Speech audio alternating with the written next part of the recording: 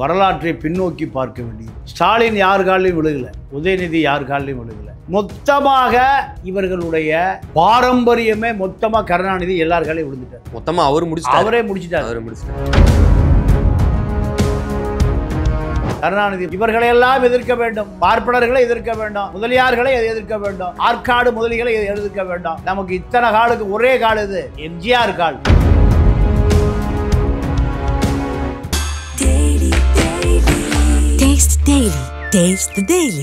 உங்க வீடு அரண்மனை மாதிரி இருக்கணும்னு ஆசையா? டீக் 42 உங்க பட்ஜெட்டுக்கு ஏத்த ஒரே கடை. வந்து பாருங்க, பிடிச்சத வாங்குங்க. கருணாநிதியுடைய அம்மா அஞ்சுகத்தாய் அம்மாள விதைப்பதற்கு இடமே காணி நிலமில்லை. யாருக்கு? கருணாநிதி குடும்பத்துக்கு. இன்னைக்கு விஜய்க்கு ஆதரவாக ஒரு கூட்டம் கிளம்பிருச்சு. இவர்கள் எல்லாம் பார்த்து திமுக அச்சப்படுகிறது. இந்த கூட்டம் அப்படியே அதிமுக போய் சரண்டர் ஆயிருக்கு. போக்குவரத்துறை மந்திரியான பிறகு அரசின் நிலம் ஆட்டையை போட்ட பல 100 கோடி ரூபாய் இடம் யாருடைய இடம்? மக்களுடைய இடம். 99 வருஷம் லீஸுக்கு எடுத்த நயினார் திருப்பி கொடுக்க தயாரா? காமராஜர் என்ன சொன்னாரு? படி படினாரு. கருணாநிதி குடி குடினார். இப்படி குடிக்க வைத்த கருணாநிதியிடமிருந்து வாரிசுதான் நயினார். இதே அண்ணாமலைக்கு திமுகவே கப்பம் கொடுத்தது பல கோடிகள். அண்ணாமலை வாங்குற கட்டிங்க பொறுக்க முடியாம பாஜக தூக்கி எங்க போடுது? தெருவுல போடுது. அவருதான் அண்ணாமலை. தினகரனுடைய உறவினரான சசிகலாவால் உருவாக்கப்பட்டவர் தான் இந்த முகமூடியார் எடப்பாடி. மக்களிடம் சசிகலாவை அந்நியப்படுத்தி அரசியலில் அதோடு அஸ்தமனம் செய்வதற்கான வேலையை எடப்பாடிக்கு ஆதரவாக யார் செய்கிறார்? திமுக. ரெஃப்ளெக்ட் நேயர்களுக்கு வணக்கம். இன்று நாம் சந்திக்க இருக்கக்கூடிய சிறப்பு விருந்தினர் மூத்த பத்திரிகையாளர் தமிழா பாண்டியன் அவர்களை வரவேற்று நிகழ்ச்சிக்குள் செல்வோம். ஐயா வணக்கம். ஐயா வணக்கம். ஐயா, நேத்து திமுகவின் முப்பெரும் விழா கரூர் மாவட்டத்துல நடைபெற்று இருக்கு. அங்க முதலமைச்சர் மு.க. ஸ்டாலின் எதிர்க்கட்சி தலைவர் மீது கடுமையான விமர்சனங்களை வச்சிருக்காரு. அதாவது அண்ணாயிசத்தை அடிமையிசமாக எடப்பாடி பழனிசாமி மாற்றிவிட்டார் அப்படின்ற போல விமர்சனத்தை வச்சிருக்காரு.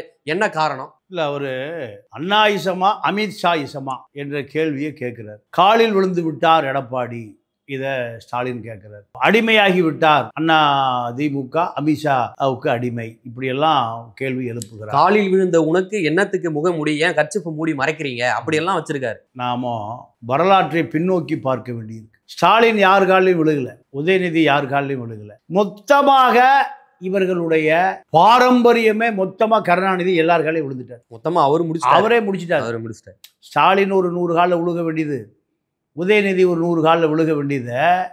அவங்க அப்பா கருணாநிதிய பல ஆயிரம் கால்களில் விழுந்து விட்டார். இவங்கெல்லாம் விழுக வேண்டியதை யார் விழுந்துட்டாரு?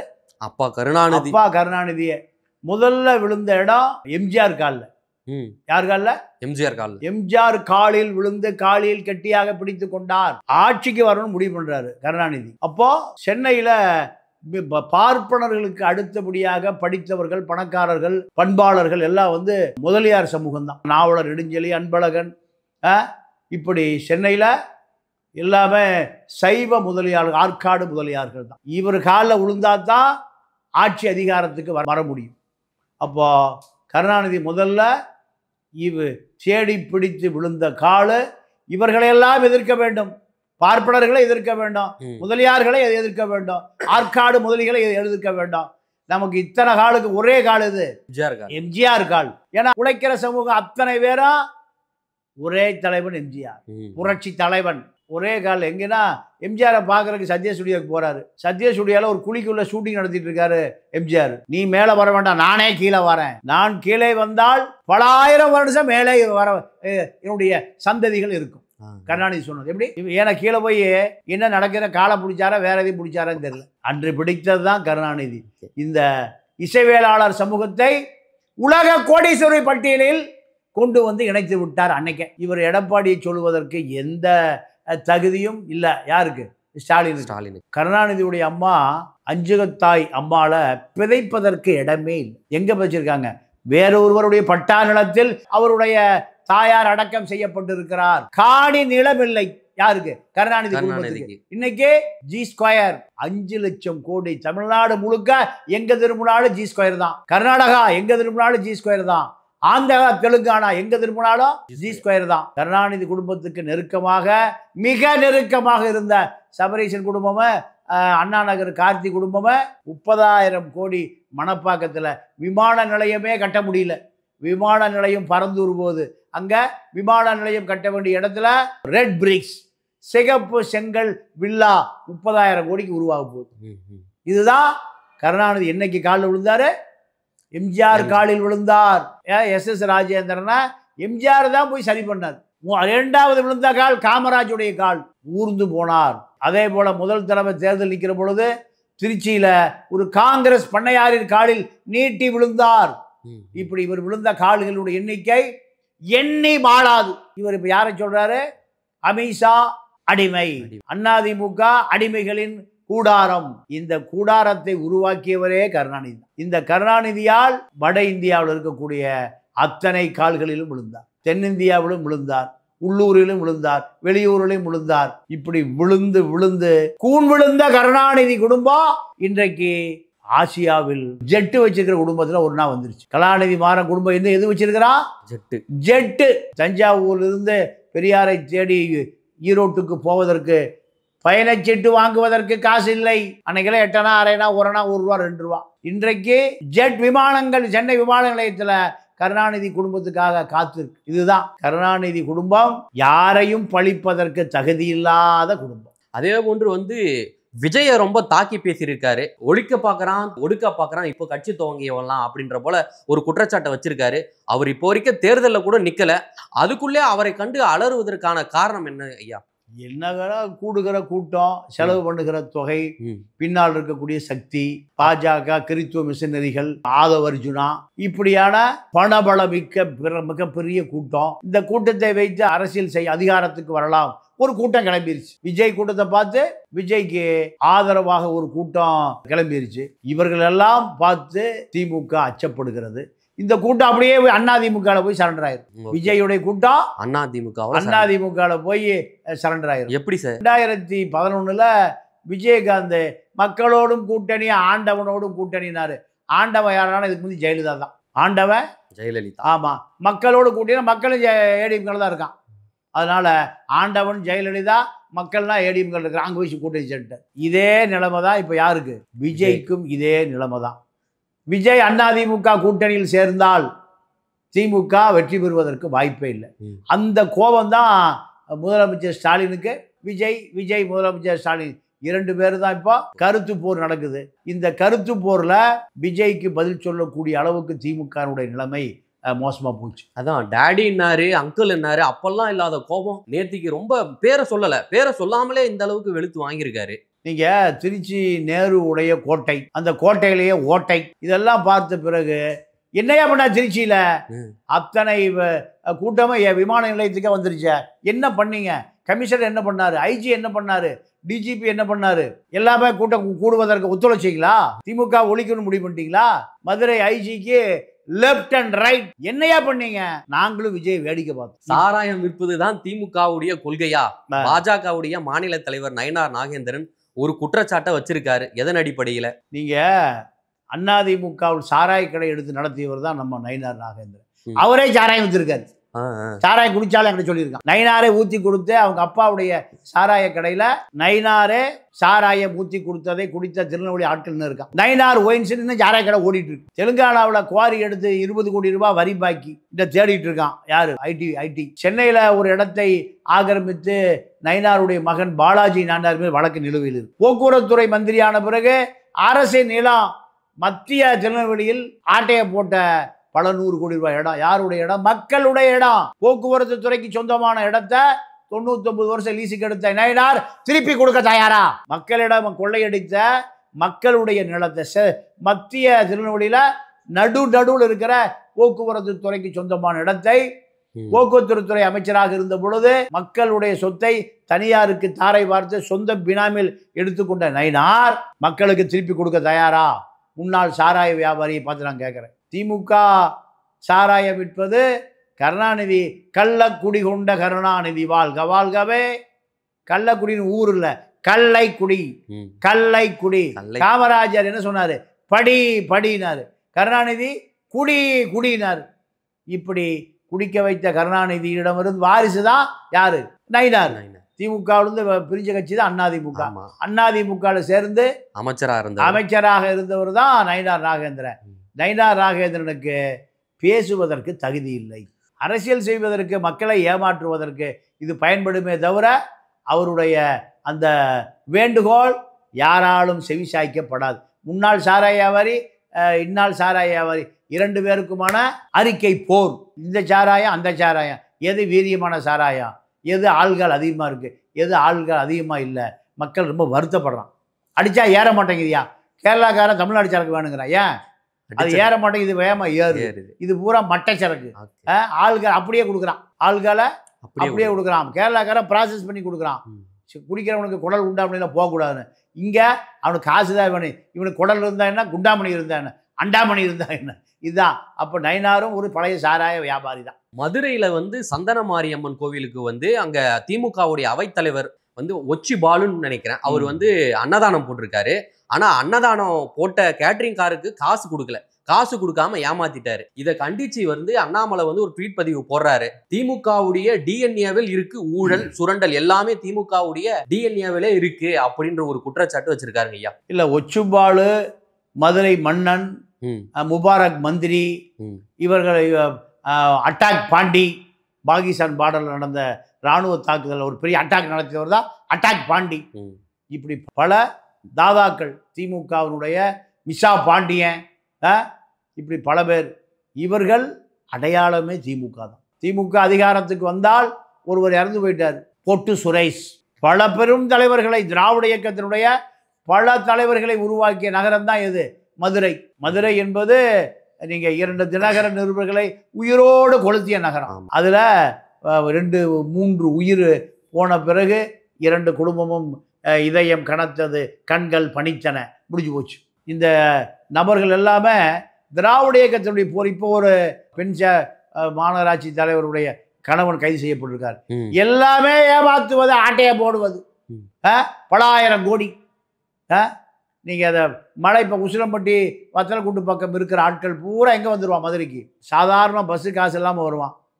ஆனால் வந்த பிறகு திமுகவில் பெரிய பெரிய பதவிகள், பெரிய பெரிய அதிமுகவில் பெரிய பெரிய பதவி, மேயர், எம்எல்ஏ, மாவட்ட செயலாளர், மந்திரி, இப்படி ஆன பிறகு எவனுக்கு காசு கொடுக்கறது இல்லை. காசு கேட்டால் அடி, காசு கேட்டால் மிதி. இதுதான் திமுகவுடைய கலாச்சாரம். அண்ணாமலை சொல்லுகிற அளவுக்கு திமுக நிலைமை மோசமாக போச்சு. இதே அண்ணாமலைக்கு திமுகவே கப்பம் கொடுத்தது, திமுகவே கப்பம் கட்டியது, பல கோடிகள். ஒச்சுபாலு அமைச்சராக இருந்தால் ஒச்சுபாலுட்டி அண்ணாமலை பணம் வாங்கியிருப்பார். அத்தனை பேர்ட்டு யாரு காக்கா கட்டிங் வாங்கியிருப்பா? அண்ணாமலை. அண்ணாமலை வாங்குற கட்டிங்க பொறுக்க முடியாமல் பாஜகவே பெரிய கட்டிங்கு.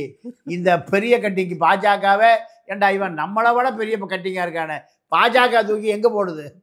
தெருவில் போடுது. அவர் தான் அண்ணாமலை. ஆக அண்ணாமலை பெரிய கட்டிங்கு, திமுக சின்ன கட்டிங். கட்டிங்க வாங்கிட்டுனே திமுக மேலே ஒரு குற்றச்சாட்டு வைக்கிறாய்யா. ஆமாம், அப்போ அரசியல் பண்ணி ஆகணும்ல. இங்கே தான் மக்கள் 500 ரூபாய்க்கு ஓல்டு மங்கு கோட்டருக்கும் காக்கா பிரியாணிக்கு ஓட்டு போடுகிற மக்கள் இருக்க வரைக்கும் அண்ணாமலையும் தமிழ்நாட்டில் ஒரு பெரிய தலைவர் தான், அதுவும் தேசிய தலைவர். மொய்யல்லாறு பாதியை காணுங்கிறான். யார்? மாரிதாஸ். அவருடைய பாத்தியை 15 கிலோ பாடி வச்சுருப்பார். ஒரு பானிபூரி விற்கிற கிஷோர் கே சாமி, இவரை பிடிச்சி குண்டா இருக்காரு, குண்டாசில் போட்டாங்க திமுகவில். அவரும் இப்போ யார் அடிக்கிறாரு? அண்ணாமலை அடிக்கிறாரு, கல்யாணராம் அடிக்கிறாரு, பல பேர் பல ரவுண்டு கட்டி அடிக்கிறான். அது அப்போ அவரு சீசன், இப்போ இவரு சீசன், மாரிதாஸ் சீசன். எப்படி உனக்கு 85 கோடி 80 கோடி எப்படி பணம் வந்தது? நொய்யலாத்துல பாதியை காணாம். ரிஜிஸ்டார் எப்படி உன் வீட்டுக்கு வந்தாரு? எந்த ரிஜிஸ்டரில் ரிஜிஸ்டர் பண்ணதுன்னு அவருக்கு சொல்ல தெரியல. யாருக்கு? அண்ணாமலைக்கு. சுந்தராபுரமா, காந்திபுரமா, காந்தி பார்க்கா, யாரு தெரியல. வாங்கின இடம் எந்த இடத்துல இருக்கணும்னு தெரியலையா? தெரியாது. லண்டன்ல பதுக்கி வைத்திருக்கிற பணமும் எங்க இருக்குன்னு அவருக்கு தெரியாது. பல ஆயிரம் கோடி பதுக்கி வைக்கப்பட்டிருக்கு. ஏன்னா பார்த்ததே இல்லையா, பணத்தை பார்த்ததே இல்லை. நானே என் மனைவி அகிலம் ரேஷன் கடையில் போய் அரிசி வாங்கிட்டு வந்து, சேமிப்பு பணத்தெல்லாம் ரேஷன் கடையில் போய் அரிசி, அது மாட்டுக்கு அரைச்சி ஊற்றுற அரிசியை வாங்கிட்டு வந்து சாப்பிட்டு தாயா இருக்கோம். நாங்கள் எங்கேயா லஞ்சம் வாங்கினோம்? என்னுடைய மைத்தனருடைய செங்கல் சூளைக்கு நேரடியாக துரைமுருகனுடைய இலாக்காவிலிருந்து தேவையான மூலப்பொருளாக வந்துட்டே இருக்கியா. நான் ரேஷன் கடையில் அரிசி வாங்குறையா. இதுதான் அண்ணாமலையினுடைய ஸ்டேட்மெண்ட். ஐயா, எதிர்க்கட்சி தலைவர் வந்து அமித்ஷாவை பார்க்க போயிருக்காரு. போய் 1 மணி நேரம் சந்திப்பு நடந்திருக்கு. அது முடிச்சுட்டு வரும்போது அவர் முகத்தை மூடிக்கின்னு அப்படி போற போல ஒரு காணொலி ஒண்ணு வெளியாயிருக்கு. இதுக்கு வந்து டிடிவி தினகரன் வந்து அவருக்கு ஒரு பேரே வச்சுட்டாரு. இனிமேல் நீ வந்து முகமூடியார் என்று அழைக்கப்படுவாய் அப்படின்ற போல சொல்லியிருக்காருங்க. ஐயா, எப்படி பாக்குறீங்க? எடப்பாடியை பொறுத்த வரைக்கும் முகமூடியார், முகமூடி எடப்பாடியார், இதை வந்து தினகரன் சொல்றார். தினகரனுடைய உறவினரான சசிகலாவால் உருவாக்கப்பட்டவர் தான் இந்த முகமூடியார் எடப்பாடி. இவரை திமுக உருவாக்குனாங்களா? இல்ல. காங்கிரஸ் உருவாக்குனாங்களா? கிடையாது. கம்யூனிஸ்ட் கண்டுபிடிச்சாங்களா? இல்ல பாஜக கண்டுபிடிச்சாங்களா? உங்களுக்கு பொட்டி வாங்கி கொடுப்பதில சிறந்த தலைவர். ஒரு பொட்டியும் எடுத்துக்க மாட்டாரு. 10% கமிஷன் கூட எடுத்துக்க மாட்டார். முழு பொட்டி யாருக்கு கொடுத்துருவாரு? உங்களுக்கே கொடுத்துருவாரு. உங்க குடும்பத்துக்கே சேர்த்திருக்காரு. எவ்வளவு விசுவாசமா இருந்திருக்காரு. இவ்வளவு விசுவாசமா இருந்தவரை ஏன் இப்படி தாக்குறாங்க? தனி மனித தாக்குதலை தாண்டி ஒரு தாக்குதல் நடந்துன்னு இருக்கு. இல்ல, ஏன் தாக்குறாங்கன்னா பொட்டி கொடுத்ததோடு சரி, அவருடைய வேலை முடிஞ்சு போச்சு. இப்போ பொட்டி இப்போ வேணுங்கிறது. எங்களுடைய கட்சி 25 ஆண்டு காலமாக நாங்க பாதுகாத்த கட்சி எங்களுக்கு அந்நியமா போச்சு. இவரை தான் அடிச்சு துரத்திட்டாங்களே. அம்மா அடிச்சு துரத்தின பிறகு 10 வருஷம் பாண்டிச்சேரியில் இருந்தாரு. ஆனால் சசிகலா இருந்தார். சசிகலாவை அடிச்சு துரத்தின பிறகு சசிகலா பயந்து மிரண்டு போகல. ஜெயலலிதா பயந்து மிரண்டு போனார். ஜெயா டிவியில வருது, நடராஜன் சசிகலா கருணாநிதி சந்திக்க போகிறார்கள்னு ஒரு செய்தி வருது. வந்த பிறகு அடுத்த அரை மணி நேரத்தில் ஜெயலலிதா மன்னிப்போம் மறப்போம் கழகத்தில் ஏற்றுக்கொள்வோன்னு அடுத்த அறிவிப்பு வருது. அப்போ ஜெயலலிதாவையே மிரட்டி போயஸ் தோட்டத்துக்குள் வந்த குழு இது. இந்த கும்பல் இப்போ ஓபிஎஸ், சசிகலா, டிடிவிய கேட்டுக்கு பக்கத்திலேயே விடல. இதுதான் கோபம். நாங்கள் வளர்த்த கட்சி எங்க கண்ணுக்கு முன்னாலே பறிபோய் எங்களுக்கு பலன் இல்லாம போச்சே. அத்தனை பலனையும் எடப்பாடி அனுபவிக்கிறாரு. இந்த கோபம் தான் எடப்பாடியாரா முகமூடியாரா, முகமூடியாரா எடப்பாடியாரா. இந்த நிலை தான் டிடிவிக்கு, சசிகலாவுக்கு, ஓபிஎஸ்க்கு. எங்களுடைய கட்சி 25 ஆண்டு காலம் ஜெயலலிதாவை பாராட்டி சீராட்டி போர்த்தி வளர்த்தோம். இப்போ இதனுடைய அறுவடையை எடப்பாடி பண்றாரு. வேலுமணி பண்றாரு, தங்கமணி பண்றாரு, வீரமணி பண்றாரு. எல்லா மணிகளும் மணிகளை செய்யுது. நாங்க எங்க நாத்து நட்ட நாங்க அறுவடை செய்யாம எங்க வங்கி கணக்க பூரா பிஜேபி மூடிட்டான். வெளியிலேயே தலகாட்ட முடியல. எடப்பாடியாருக்கு திமுக மறைமுகமாக உதவி செய்கிறது. எப்படி என்ன செய்ய போது? ஆறுமுகசாமி ஆணையத்தில் சசிகலா குற்றவாளி என்று நிரூபிக்கப்பட போகிறது. அதோடு சசிகலா டிடிவி உடைய வரலாறு முடிய போகிறது. இப்போ அடுத்த கேள்வி எனக்கு அடுத்ததாக இருந்தது. ஆறுமுகசாமி ஆணையம் வந்து இப்போ மீண்டும் பரபரப்பா பேசப்பட்டு வருது. என்ன காரணம்? இதன் பின்னணி என்ன ஐயா? அதிமுகவில் சசிகலாவை, நடராஜனை, ஓபிஎஸ்சி சமாளிக்கவே முடியல. இதை காண்பித்து அதிமுகவையே புழக்கணும்னு முடிவு பண்றாங்க. இதுக்கு 3வது டிடிவி யாருன்னா செங்கோட்டையன். இப்போ ஓபிஎஸ் இருக்காரு. ஓபிஎஸ் யாருடைய சிசியன்? டிடிவி சிசியன். ஆமா. ஓபிஎஸ்ஐ முதல்வர் ஆக்கியது டிடிவி தான். டிடிவியை டிஆர்த்தி கொண்டிருந்த ஓபிஎஸ் முதலமைச்சர் நாற்காலியில் அமர வைத்து அழகு பார்த்தது டிடிவி தான். தேனியில் இவரை நாடாளுமன்ற உறுப்பினர் ஆக்கிற பொழுதுதான் இவருக்கு ஒரு வீடு பிடிச்சி கொடுத்து சகல செட்டப்புகளும் சகல ஏற்பாடுகளும் மஞ்சுளாக்கள் எல்லாம் நீங்க தேர்தல் வேலை பார்த்தாங்க. யாரு? மஞ்சுளாக்கள் எல்லாம் தேர்தல் வேலை பார்த்தாங்க. என்ன மஞ்சுளா? அதான் அரசியல்லாம் இருக்கத்தான் பல ரகசியங்கள்லாம் இருக்கும். இவ்வளவு பெரிய தியாகம் செய்த ஓபிஎஸ் யார் முதலமைச்சர் ஆக்கினாரு? டிடிவி தான் முதலமைச்சர் ஆக்கினார். அதே போல இப்போ எடப்பாடியை பதவியிலிருந்து இறக்க வேண்டும் என்பதற்காக அதே ஓபிஎஸ்ஸும் யார்கிட்ட சேர்ந்துக்கிட்டாரு? டிடிவியோடு சேர்ந்து கொண்டார். டிடிவி, சசிகலா 3 பேரை ஒழிக்கவே முடியல. ஒருத்தர் கீழே போட்டா ஒருத்தர் தூக்குறாங்க. அண்ணாமலை தூக்கி இருக்கார். இப்போ அடுத்து செங்கோட்டை தூக்கி இருக்கார், வேலுமணி தூக்கி இருக்கார். பல முறை எடப்பாடி நேரடியாக திமுகவே சரண்டர் ஆகி உங்களால மட்டும்தான் இந்த சசிகலாவை அரசியலிலிருந்து ஒழிக்க முடியும்.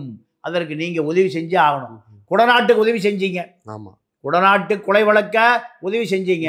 அதே போல இந்த சசிகலா, டிடிவி, ஓபிஎஸ், ஆறுமுகசாமி ஆணையத்தினுடைய வழக்கை தோண்டி துருவி ஜெயலலிதாவை அமெரிக்காவுக்கு வைத்தியத்துக்கு போகாமல் தடுத்தது, டாக்டர் சிவகுமாரை வைத்து பார்த்தது, அமெரிக்காவில் இருந்த வைத்தியர் உடனடியாக அமெரிக்காவுக்கு தூக்குங்க 2 மருத்துவர் அமெரிக்காவிலிருந்து வந்தாங்க. அதையெல்லாம் புறக்கணித்து ஜெயலலிதாவுடைய மரணத்தை நீங்க மர்மமாக்கியது ஆறுமுகசாமி சொல்றாரு. என்ன சொல்றாரு? பலம் கொண்ட யானை சேற்றிலே புதைந்து விட்டது. அந்த சேர் யாரு? சசிகலா. சேற்றில் புதைந்த அந்த பலம் கொண்ட யானையை சிறு நரிகளும் சென் நாய்களும் கடித்து குதறி விட்டதுங்கிறார். இது ஆறுமுகசாமி திருக்குறளோட முடிச்சிட்டார். இப்போ ஆறுமுகசாமி ஆணையம் சொன்ன குற்றச்சாட்டுகள் எது சட்டப்படியாக செல்லுபடியாகும்னு நமது சட்டத்துறை ஆய்வு பண்ணிட்டு இருக்கு. அதை வழக்காக மாற்றி மக்களிடம் சசிகலாவை அந்நியப்படுத்தி அரசியலில் அதோடு அஸ்தமனம் செய்வதற்கான வேலையை எடப்பாடிக்கு ஆதரவாக யார் செய்கிறார்? திமுகவுடைய சட்டத்துறையில் சட்ட சரத்துக்களை ஆறுமுகசாமி ஆணையங்களை நீங்க வரி வரியாக படித்துக் கொண்டிருக்கிறார்கள். இதோட சசிகலா டிடிவியினுடைய அரசியல் வரலாறு அதிமுக தொண்டனால் முடித்து வைக்கப்படுவதற்கு திமுக துணை செய்கிறது. இதுதான் இப்போ ஆறுமுகசாமி ஆணையம் துளிர்த்து கொண்டு சிலிர்ப்பி கொண்டு வருவதற்கு பின்னணியில அதிமுகவுக்கு உதவி செய்ய யார் வந்துட்டா? திமுக வந்து விட்டது. இப்போ சசிகலா திமுக அதிமுக 2 பேரும் சேர்ந்து சசிகலாவினுடைய டிடிவியினுடைய 2 பேரும் அடிச்சா ஓபிஎஸ் சேர்ந்து அந்த கும்பல போயிடுவார். அடிக்கிற புயல்ல பறந்துருவார். ஆடி காத்தில் அம்மியே வளர்க்கிற பொழுது குழவிக்கெல்லாம் ஏமாத்திரம். இது கூடிய விரைவில் அரசியலில் மிகப்பெரிய பாதிப்பை உருவாக்க போகிறது. அது சசிகலா டிடிவி ஓபிஎஸ் அதிமுகவுக்கு பிடித்திருந்த அத்தனை பீடைகளும் அதிமுகவிலிருந்து வெளியேற்றப்படுகிற வேளையை திமுகவுடைய உதவியோடு எடப்பாடி காப்பாற்றப்பட போகிறார். இந்த சர்ச்சைகளிலிருந்து விரைவில் பார்க்கலாம். மிக்க நன்றி ஐயா. நன்றி. ஆரோக்கியமான விவாதத்திற்கு.